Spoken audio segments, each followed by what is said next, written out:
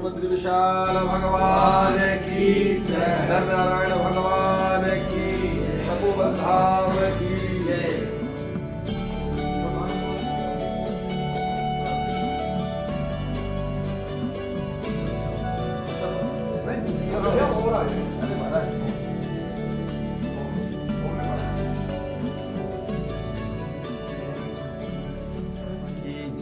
कन्हैया स्वयं अपने माता पिता नंद बाबा यशोदा मैया को दर्शन कराने के लिए इतने ब्रिज के बाहर के तीर्थ हैं, सबको लाए ब्रिज में, क्योंकि उन्होंने कठिन व्रत ले रखा था कि हमें कोई संतान होगी तो हम तीर्थ करेंगे। पहले जमाने में एक कठिन व्रत था तीर्थ करना, लोग पैदल यात्रा करते थे। वृद्धावस्था में उन्हें कन्हैया मिले थे। एक दिन वो तैयारी करने लगे तीर्थों में जाने की। जब कुछ शांति बनी, कंस के तो रोज नए नए उपद्रव होते थे, लेकिन कुछ शांति बनी तो एक दिन तीर्थों में जाने की तैयारी करने लगे। कन्हैया गोचारण करके गए तो देखा कुछ पकवान बना रहे हैं। पूछे बाबा कोई त्योहार है का? बताए त्योहार तो ना है लाला, हम जा रहे हैं तीर्थ करने। कन्हैया ने कहा रे यहीं भजन कर लो, कहाँ हमको छोड़ के जाओगे? नंद बाबा यशोदा मैया ने कहा तुम्हें छोड़ के जाने की तो हमें भी इच्छा ना है, लेकिन क्या करें, हमने कठिन व्रत ले रखा है, कोई संतान होगी तो तीर्थ करेंगे, अगर हम ना जाएंगे तो अपराध बने, क्योंकि माता पिता का जो भी अपराध है या पुण्य है संतान को भुगतना, इसलिए लाला हम तेरे लिए जा रहे हैं। कन्हैया ने देखा भैया ये मानेंगे ना, ये तो जाएंगे। तब कन्हैया ने कहा एक बार हमारे साथ चलो सभी। बोले कहाँ तो लेके जाए? बोले चलो यहीं प्रार्थना करेंगे, तीर्थों को बुलाएंगे सभी को। बोले क्या तीर्थ आ जाएंगे? बोले चल के देखने में क्या है। अब तो गांव के बड़े बूढ़े कहने लगे भैया लाला कह रहा है तो यहाँ की बात मान ले, अगर ना आए तो पीछे चले चलेंगे। सबको लेके आए थे कन्हैया, और यहाँ पे खोगाम है, वहाँ विश्राम किए। एक संत थे रिभु नाम के, यहाँ देव सरोवर पे 66,000 साल तपस्या करी। कन्हैया उनको रात में दर्शन दिए। उनका शरीर जो है जल में परिवर्तित हो गया, वो तो ठाकुर जी के धाम गए। योग माया द्वारा ठाकुर जी ने समस्त तीर्थों का आह्वान किया, भैया आप लोग आ जाओ, हमारे माता पिता और ब्रजवासी दर्शन करना चाहते हैं। सारे तीर्थ प्रसन्न हो गए। सभी चाहते थे कि कन्हैया की सानिध्यता मिले, राधा रानी के दर्शन हमें भी प्राप्त हो। सभी तीर्थ आए, कन्हैया को वहाँ ढूंढने लगे, अरे ये तो हमें लाया तीर्थों को लाने के लिए प्रार्थना करने की, स्वयं खो गया। कन्हैया भगे भगे गए, बोले हम कहीं नहीं खोए थे, तो यहीं खेल रहे थे, चलो अब तो कहाँ जाने, बस थोड़ी दूर और चलो। सबको लेके आए। बोले यहाँ तो कुछ है ना। बोले थोड़ी आँख बंद करके प्रार्थना तो करो। सभी लोग प्रार्थना करने लगे, स्वयं कन्हैया भी उनके साथ सामने। योग माया द्वारा सारे तीर्थों का आह्वान किया था। सारे तीर्थाय प्रकट रूप में कन्हैया को दर्शन दिए और मूर्ति स्वरूप में हो गए। कन्हैया ने ब्रज के अंदर समस्त तीर्थों को जगा दी। सबसे बड़ी बात है कि यहाँ राजस्थान में जो जितने भी तीर्थ हैं यही हैं, जो बाहर के तीर्थ हैं। यहाँ कामा में कहीं केदारनाथ, पशुपतिनाथ, काशी विश्वनाथ, अयोध्या से जुड़े हुए, यहाँ गंगोत्री, जमुनोत्री, यहाँ तक कि जो वन पर्वत हैं यहाँ से लेकर केदारनाथ तक 14 कोस में फैला हुआ है। वन पर्वत से फैला है। सारे दिव्य ये धाम है, तीर्थ स्वरूप हैं ये पर्वत। यहाँ के लोग चंद रुपयों के लालच में खनन कर रहे हैं। उन्हें पता नहीं कि ये पर्वत वो कभी बना नहीं पाएंगे। इन्हीं पर्वतों के दर्शन के लिए देश विदेश से लोग आ रहे हैं। सामने का पर्वत नर पर्वत है, नारायण पर्वत है, गंधमादन पर्वत, द्रोणगिरी, मदराचल पर्वत, धौलगिरी, यहाँ तक कि जो वन है सुगंधी वन, चंदन वन, ये सारे दिव्य तीर्थ हैं जो ठाकुर जी ने क्रीड़ा करी, लीलाएं करी। यहाँ रास भी हुआ है यहाँ पे। तो इन सबको दर्शन कराए कन्हैया ने। बोले कि अब आप लोगों को कहीं जाने की जरूरत नहीं, जिन तीर्थों के दर्शन करने जाते वो तीर्थ आपको प्रत्यक्ष रूप में यहाँ दर्शन मिले। अब तो यहाँ खूब पूजा करो और जो पकवान लाए हो इन्हीं को चढ़ाओ। कन्हैया उनके साथ सब पूजन किए, यहाँ गंगोत्री जमुनोत्री में स्नान किए, सबको दर्शन कराए। हम बाबा महाराज के साथ या पहले यात्रा किए हैं। यहाँ बड़ा कठिन था, कोई आता नहीं था इन क्षेत्रों में दर्शन करने के लिए, क्योंकि रास्ते नहीं थे।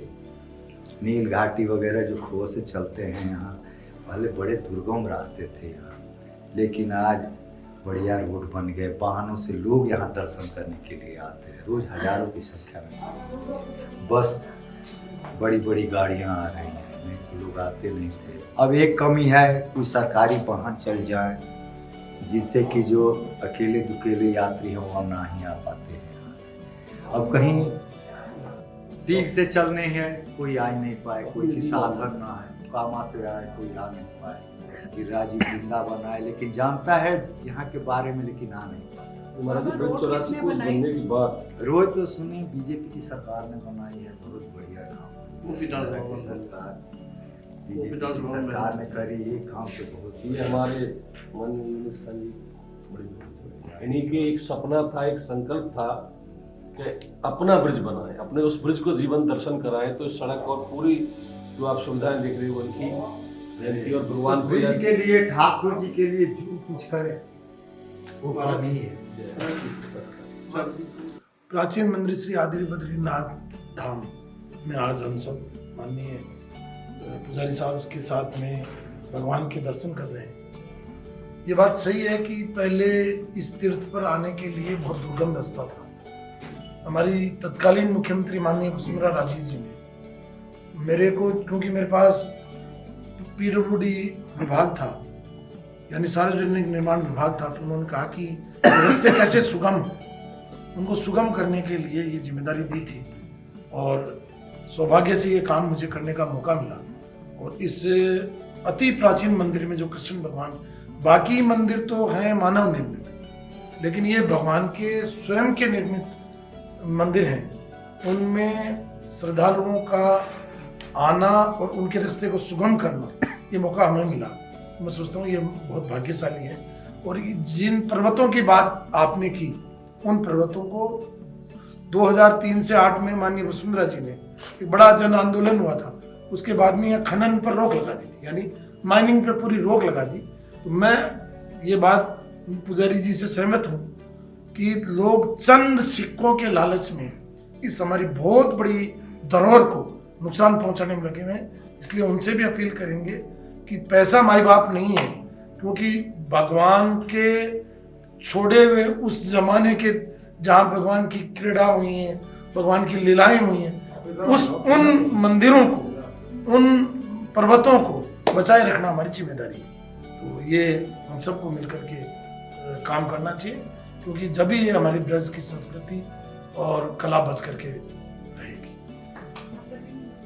दर्शन कर रहे हैं, सारी मूर्तियां स्वयंभू हैं, मतलब स्वयं में प्रकट है, एक ही शिला के अंदर सारी मूर्तियां। ये रामचंद्र जी जो रामेश्वर जी की स्थापना की है लंका जाते समय, वही रामेश्वर जी। तो ये सारी मूर्तियां स्वयंभू हैं, नर नारायण स्वयं बद्री नारायण है, जो बद्री यहीं मिलेंगे और कहीं नहीं मिलेंगे आपको। तो ये सब दर्शन दुर्लभ है, कोई चाह के भी चाहे कि ये दर्शन कर लें। अरे वो दर्शन जो स्वयं कन्हैया ने पूजा करी है अपना माता पिता के साथ लेकर, बताइए वो कहाँ दर्शन ना हो सके। Now, as you heard, the Pujari ji, Mr. Priest, our minister, now where he said, I'll translate it in English, in the entire world, there is only one Nandi who has Shivling on his top. There's nobody, there's no other Nandi like that in the entire world. Now, as Pujari ji said earlier in his conversation, that nobody could come here, even they knew the importance of this temple. Nobody could come because of the road, because there was no approachability. How would people come and visit this? And why this temple is important? As Pujari ji said, that Lord Krishna himself made all these gods appear so that the Brijvasis, or so that the local people, they can actually take darshan instead of going kilometers, thousands of kilometers far away, because in ancient times it was very difficult because of no mode of transport present other than walk by just your legs. Now, who made this possible? And again, I don't want to get into any kind of religious debate, but it is worthwhile mentioning here that Mr. Khan, belonging to a different religion, he's standing here in the temple and thought good of the devotees who are coming here. He could have just ignored this and just could have just lived his entire tenure without really thinking of the people. In our culture, it is said that the biggest bhakt or biggest devotee is the one who actually serves the person who's actually also a devotee. I would say that Mr. Khan is a living example of Lord Krishna's teaching, who, in spite of opposition, a strong opposition, in spite of being from a different religion, actually did this phenomenal work. Hats off to sir. Sir, after this, I would like to say namaskar to you because of all this good work. मैं ये कहूँगा कि हम सब भगवान की संतान, और उनको सुविधाएं प्रदान करना जो वर्तमान राज्य है उसकी जिम्मेदारी है।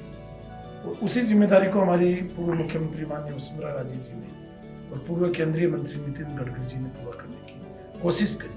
हम तो एक सेवक के रूप में काम किया है, जैसे पुजारी जी यहाँ मंदिर में सेवा करके और भगवान की पूजा करते हैं, इसको यहाँ पर सारा वातावरण स्पिरिचुअल रखते हैं, उसी तरीके से एक मंत्री का एक चीफ मिनिस्टर के साथ में काम यही है कि उनके दिए हुए टास्क को पूरा करना। तो ये भगवान का आशीर्वाद था स्वयं का, क्योंकि मुझे भी जब पहली बार आया मुझे ये पता चला कि ये कृष्ण भगवान के हाथों से निर्मित मंदिर है और उनके जमाने के ये सारी मूर्तियाँ और सारे मतलब आदि बद्रीनाथ, केदारनाथ, ये जितने गंगोत्री, यमुनोत्री, लक्ष्मण झूला, ये सब चीजें यहाँ उन्होंने अपने वृद्ध माता पिता के लिए उनको दर्शन करवाने के लिए और यहाँ ब्रजवासियों को दर्शन करवाने के लिए दी।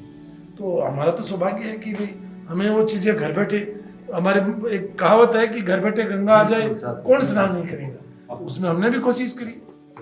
ये तो ठाकुर जी एक्चुअली हम लोगों के लिए तीर्थ लाए। माता पिता को दर्शन कराना उनके लिए कोई बड़ी चीज नहीं, क्योंकि उस समय ब्रजवासियों ने जो इच्छा करी ठाकुर जी ने सबकी इच्छाएं पूरी करी। लेकिन उन्होंने भविष्य के लिए कि आने वाले समय में जो हमारे तीर्थों में आएंगे, हमारे धाम में आएंगे, वो इतने उदार हैं कि हमारे तीर्थों के अलावा अन्य तीर्थों के भी फल ले जाए, इतने कन्हैया उदार है, इसलिए ये तीर्थों को लाए।